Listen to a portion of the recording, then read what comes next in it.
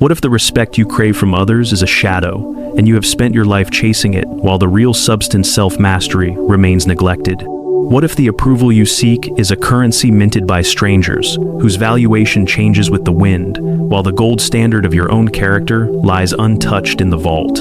There is one single, foundational error of the mind that makes every self-sabotaging habit not just possible, but inevitable. And by the end of our time together, you will see this error as clearly as your own reflection, and you will hold the key to its correction. Before we descend into the forge where character is made, a necessary word of caution. This is a philosophical exploration, a shared journey into ancient wisdom applied to modern life. It is not, and cannot be, a substitute for professional counsel, whether medical, financial, or psychological. The principles we discuss are tools for reflection, not prescriptive commands. Your life is your own to navigate, and the wisest path is always one of thoughtful consideration, aided by qualified experts when the terrain becomes difficult. Our aim here is not to offer easy answers, but to learn how to ask better questions. We live in a world obsessed with image, with the curation of a self that can be liked, shared, and validated. We are told that reputation is everything, that our network is our net worth. And so, we perform, we project, we posture. But the ancient Stoics would see this as a profound and dangerous mistake. They would argue that what we call respect is merely the echo of something far more fundamental: integrity. It is the natural consequence of a well-ordered soul, a mind that knows its own business and attends to it with relentless discipline. You do not times get times respect. You times are times respect. It is an internal state of being that radiates outward, not an external prize to be won. The habits that diminish us, that corrode this integrity, are often not the grand, dramatic failures, but the small, daily erosions. They are the loose bricks in the foundation of our character, the warped beams in the architecture of our soul. And if there is one philosophy that serves as the master architect's blueprint for a sound and resilient structure, it is Stoicism. It teaches us that we are not the victims of circumstance, but the governors of our inner citadel. The world can rage outside its walls, but within, we have the power to maintain peace, order, and strength. The Emperor Marcus Aurelius, writing in his private journals, not for an audience but for himself, reminded his own soul to build this inner fortress. Waste no more time, he urged, arguing about what a good person should be. Be one. This is our task today. Not to argue, not to theorize in the abstract, but to look in the mirror with unflinching honesty. The philosopher Seneca wrote that the greatest sign of wisdom is the consistent observation of oneself. We will do just that. We will identify 4 foundational flaws in our daily architecture, 4 patterns that seem trivial but have the power to level the entire structure of our self-worth and, consequently, the esteem of others. These are not merely bad manners, they are symptoms of a disordered mind, a mind that has forgotten its primary duty. I have walked this path. I have made every one of these errors, and for years, I was blind to the damage I was causing. It was only through the disciplined application of these ancient principles that I began to see the cracks, to mix the mortar of reason and virtue, and to rebuild, brick by painful brick. So, if you are ready for this work, for this uncomfortable but ultimately liberating act of self-examination, then let us begin. The first corrosive habit, and perhaps the most insidious because it masquerades as social connection, is the indulgence in gossip. It is the silent poison that drips into the well of our relationships. On the surface, it seems harmless, even necessary. A bit of office chatter, a shared story about a mutual acquaintance, a speculative conversation about someone's choices. It feels like bonding, like being on the inside, but the Stoics would warn us that this is a dangerous illusion. When you participate in gossip, you are not building a bridge to others, you are digging a pit for yourself. The raw truth is this: the person who gossips times to times, you will invariably gossip times about times you. In engaging with them, you are entering into an unspoken pact of untrustworthiness. You are signaling, with absolute clarity, that you are a person who cannot hold confidence, who finds a strange and shallow energy in the failings or fortunes of others, and whose attention is fundamentally misdirected. You are broadcasting a message of weakness. A mind that is occupied with the affairs of others is a mind that is neglecting its own. It is a mind seeking distraction from its own duties, its own flaws, its own necessary work. I remember a time early in my career when I worked in a highly competitive environment where information was a form of currency. Gossip was the air we breathed.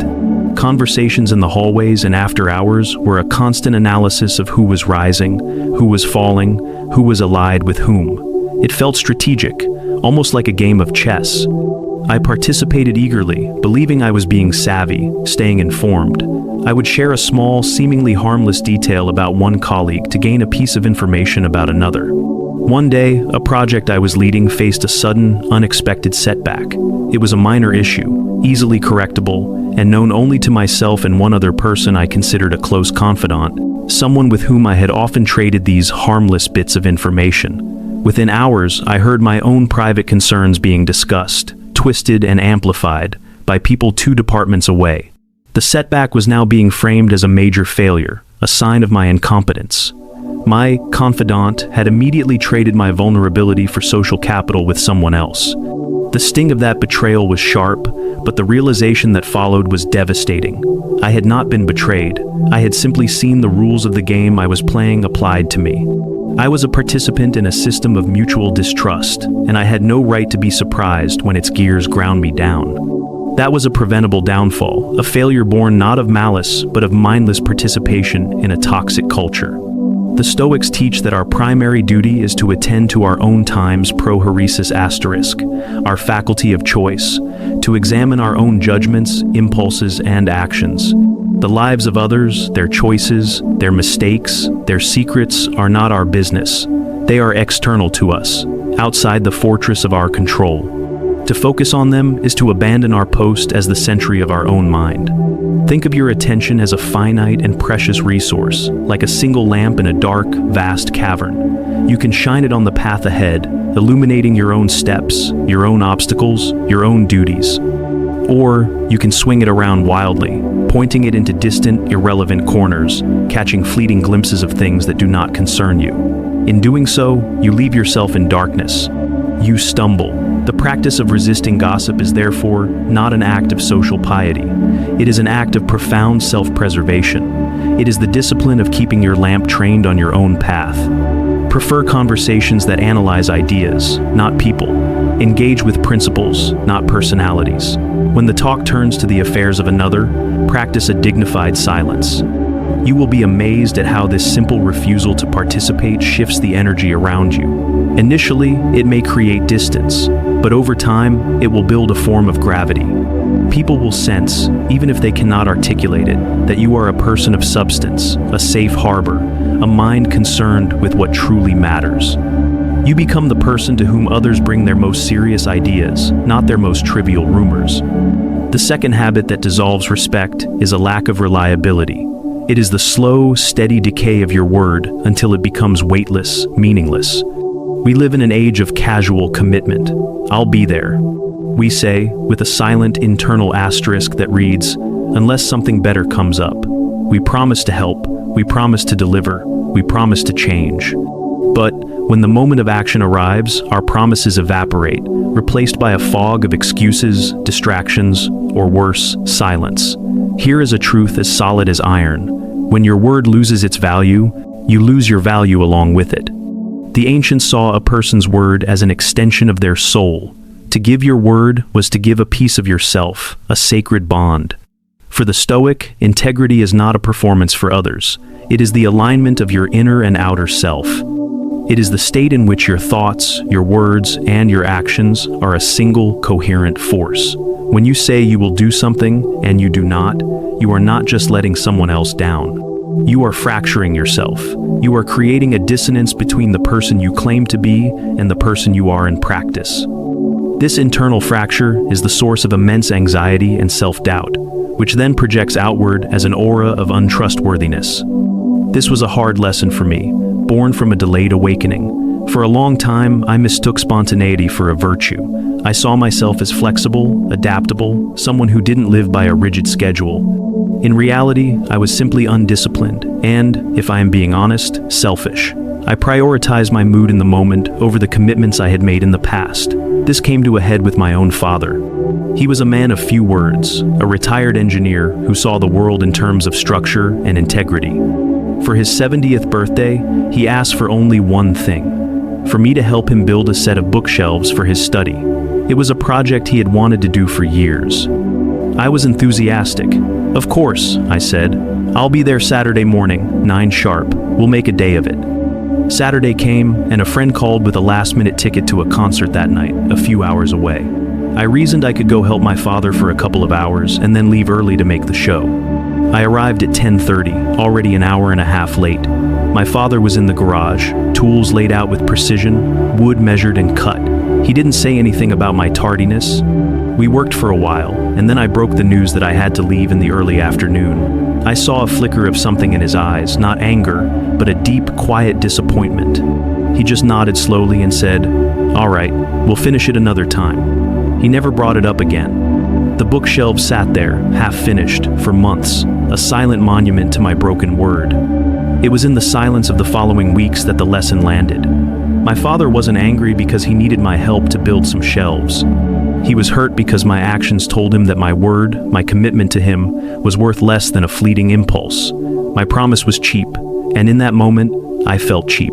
That was my awakening. I realized that reliability isn't built in grand, heroic gestures. It's forged in the 1,000 small, consistent acts of showing up, of arriving on time, of finishing what you start, of doing what you said you would do, especially when you no longer feel like it. A person of integrity understands that their word is their bond. This is not a matter of rigidity. Life is unpredictable. The Stoic path is one of reason, not dogma. If circumstances genuinely change and you cannot fulfill a commitment, the reliable response is not to vanish or make excuses after the fact. It is to communicate clearly, respectfully, and as early as possible. People do not expect perfection. They expect consideration. They expect your word to mean something. In a professional context, this is the absolute bedrock of a career. You can be brilliant, charismatic, and talented, but if you are not reliable, you are a liability. You will be quietly and politely excluded from the most important work, because no one can build a bridge on shifting sand. True respect is reserved for those who have moral gravity, whose commitments are solid and dependable. Be that person. Say less, but let what you say be as binding as a written contract. Your future self, and everyone who depends on you, will thank you for it.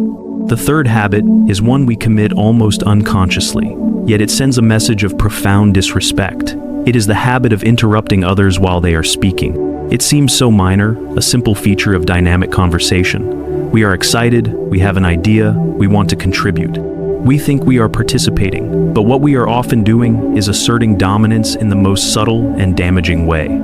Each time you cut someone off, you are communicating, without words, a cascade of dismissive messages. What I have to say is more important than what you are saying. I have already understood your point and have moved on. Your thoughts are merely an obstacle to my own expression. I am not listening to understand. I am listening for a space to speak.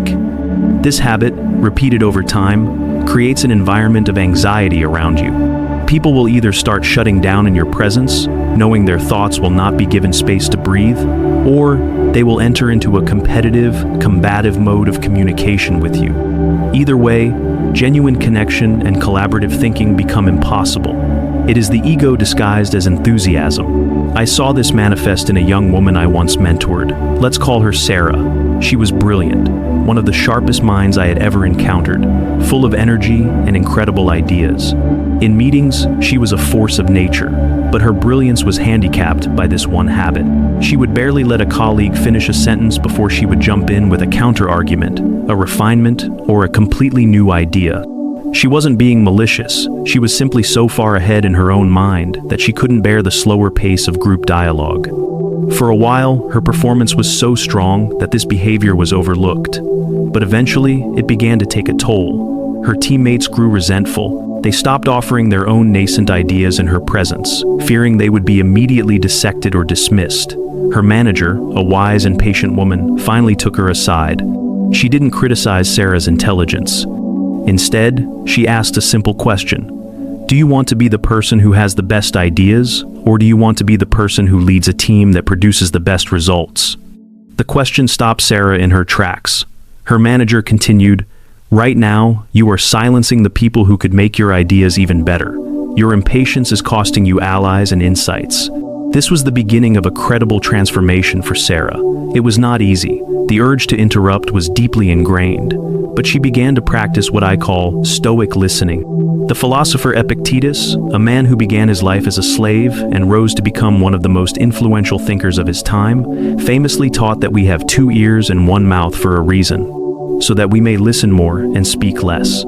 Sarah took this to heart. In meetings, when she felt that familiar, urgent impulse to speak, she would consciously pause. She would take a silent breath and force herself to listen until the other person had completely finished. She would then ask a clarifying question instead of offering an immediate opinion. The change was not instantaneous, but it was profound. Her colleagues, initially wary, began to open up again. They started sharing their thoughts more freely.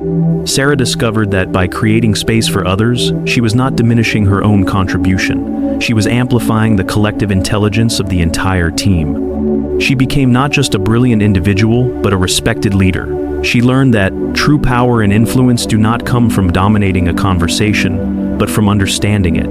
Listening is not an act of passivity. It is an act of focused strength.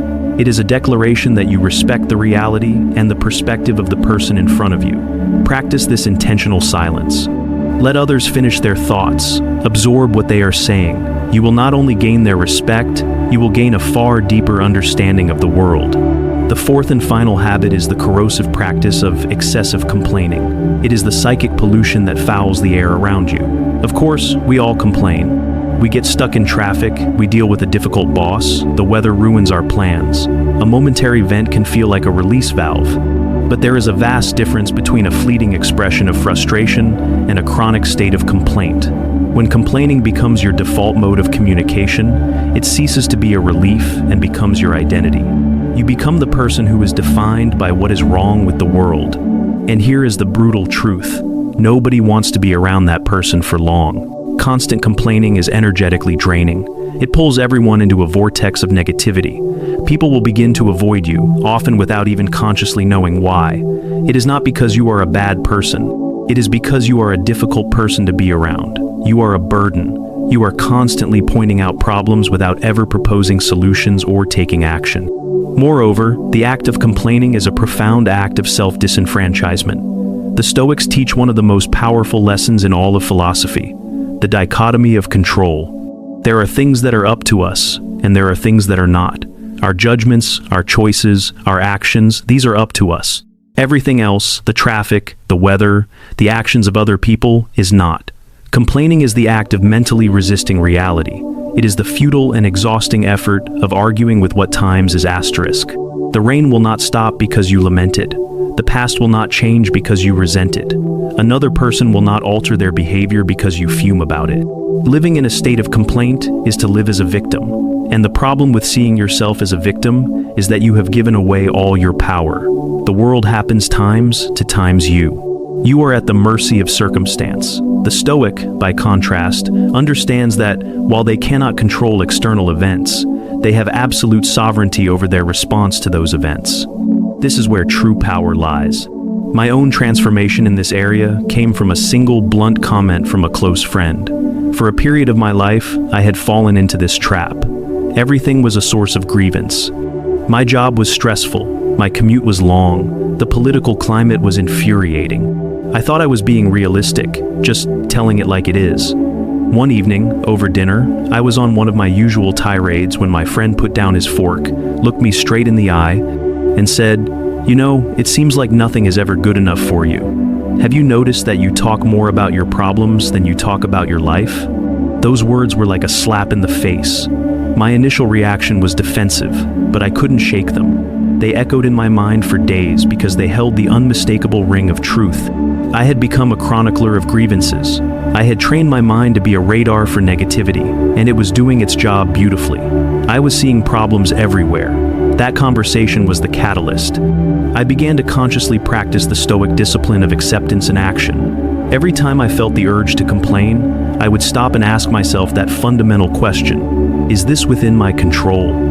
If the answer was yes, if it was a project at work I could improve, a difficult conversation I needed to have, then my duty was to act, not to complain. Complaining was a postponement of responsibility. If the answer was no, if it was the traffic, the past, the fundamental nature of another person, then my duty was to accept it with serenity, to stop wasting my precious energy fighting battles I could not win. This simple practice did not make me a blind optimist. It made me effective, it made me lighter, and it fundamentally changed the way people responded to me. I was no longer a drain on their energy. I was a source of calm, focused action. Do you want to know if you are caught in this cycle? Take an honest inventory of your conversations for a week. Do you talk more about problems or solutions? Do you leave people feeling energized or depleted? Is your default state one of gratitude for what is good or grievance for what is not? Your mind will find what you train it to find. Train it to find opportunities, lessons, and points of agency. Respect is born from the energy you carry, and no one truly respects a person who is perpetually drowning in a sea of their own complaints. So, we have examined these 4 habits: the poisoned well of gossip, the fractured self of unreliability, the closed gate of interruption, and the draining vortex of complaint. Now, we must return to the promise made at the beginning. What is the single, foundational error of the mind that connects them all? The error is a failure to properly guard and direct our faculty of choice. The ancient Stoics called it times prohoresis asterisk. It is our core identity, the part of us that observes, judges, and chooses. It is the only thing that is truly ours. Everything else, our body, our reputation, our possessions, the world around us, is external, borrowed, and ultimately not up to us. The fundamental mistake that gives rise to all self-sabotaging behavior is a misapplication of this faculty. It is a failure to distinguish between what is our business and what is not. Look again through this lens. Gossip is the choice to direct our attention to the business of others, which is not ours. Unreliability is the choice to value our momentary comfort or fleeting desires, all externals, over the internal consistency of our own character. Interrupting is the choice to impose our own internal timeline onto the external world, to prioritize our urge to speak over the act of listening to what is. And complaining is the ultimate failure of this distinction. It is the choice to judge external events, which we do not control, as bad, and to suffer emotionally as a result, rather than managing our internal response, which we do control. All 4 habits are symptoms of a weak and undisciplined times prohoresis asterisk. They are the marks of a mind that has abdicated its throne, that has allowed the chaos of the external world to dictate the terms of its own inner kingdom. Gaining the respect of others, then, is not about learning a new set of social tactics. It is about the much harder, much more rewarding work of reclaiming this inner throne. It is about respecting yourself enough to do your proper work, to manage your judgments, to align your actions with your values, to listen with humility, and to accept reality with grace. This is the mirror of philosophy. When you see these habits in yourself, the solution is not to blame the reflection. The solution is to change the person standing before it. You do not fix gossip by finding better people to talk to. You fix it by choosing to guard your speech. You do not fix unreliability by making fewer promises. You fix it by honoring the ones you make. The change is always internal. The best revenge, Marcus Aurelius wrote, is to be unlike the one who performed the injury. I would adapt that here. The most powerful way to command respect is to be unlike the scattered, undisciplined majority. Be the person who inspires trust, who embodies integrity, who offers presence, and who radiates a calm strength. Take one of these habits, the one that you recognize most acutely in yourself, and make it your focus. The next time you feel the urge to share a rumor, to cancel a plan, to cut someone off, or to voice a complaint, simply pause. In that pause, ask yourself the great Stoic question: is this choice, this action, within my control? And does it serve the person I wish to be? This is not a practice of self-flagellation, but of self-creation. Each time you choose discipline over impulse, you lay another solid stone in the foundation of your inner citadel. This practice of directing our attention, of choosing our response in the sacred space between stimulus and reaction, is a discipline in itself. It is the very heart of Stoic practice. It is the foundation of another powerful tool, the art of managing our time, not as a resource to be spent, but as the very fabric of our lives, to be woven with intention and purpose. Perhaps that is a thread we can explore together in our next chapter. For now, remember this: you are the sole architect of your character. You are the only one responsible for the energy you bring into the world. The world will present its chaos, its storms, its endless distractions. Your task is not to silence the storm, but to be the unshakable calm within it. Build your fortress, one virtuous choice at a time.